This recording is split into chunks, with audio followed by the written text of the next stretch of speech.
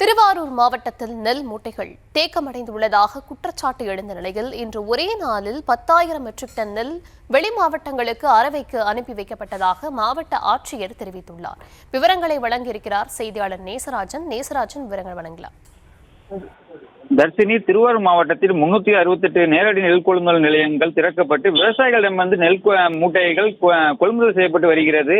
இந்த நிலையில் விவசாயிகளிடமிருந்து கொள்முதல் செய்யப்பட்ட நெல் மூட்டைகள் லாரிகள் மூலமாக கிடங்குக்கு எடுத்து செல்லப்படாத காரணத்தினால் நேரடி நெல் கொள்முதல் நிலையத்தில் நெல் மூட்டைகள் தேக்கமடைந்து வந்த காரணத்தினால் மற்ற விவசாயிகளின் நெல் மூட்டைகள் கொள்முதல் செய்ய முடியாத நிலை ஏற்பட்டது. இந்த நிலையில் கடந்த சில நாட்களாக திருவாரூர் மாவட்டத்திலிருந்து அரவைக்காக வெளி மாவட்டங்களுக்கு ரயில்கள் மூலமாக நெல் மூட்டைகள் தினமும் அனுப்பி வைக்கப்பட்டு வருகிறது. அந்த வகையில் இந்த ஒரே நாளில் நீடாமங்கலத்தில் இருந்து 2000 மெட்ரிக் டன் நெல் மூட்டைகள், கிருஷ்ணகிரிக்கும் மன்னார்குடியிலிருந்து 2000 மெட்ரிக் டன் நெல் மூட்டைகள், ஈரோடுக்கும், திருத்துறைப்பூண்டியிலிருந்து 2000 மெட்ரிக் டன் நெல் மூட்டைகள் திருநெல்வேலிக்கும் அனுப்பி வைக்கப்பட்டுள்ளது.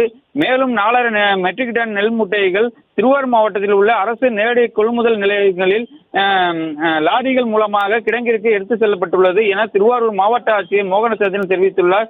மேலும் ரயில்கள் மூலமாக வெளி மாவட்டங்களுக்கு நெல் மூட்டைகளை எடுத்து செல்ல பணியை மற்றும் மாவட்ட ஆட்சியர் செய்தார். மேலும் தடையில்லாமல் தொடர்ந்து விவசாயிகளிடமிருந்து நெல் மூட்டைகள் கொள்முதல் செய்யப்பட்டு வருவதாகவும் மாவட்ட ஆட்சியர் மோகனசந்திரன் தெரிவித்துள்ளார். விவரங்களுக்கு நன்றி.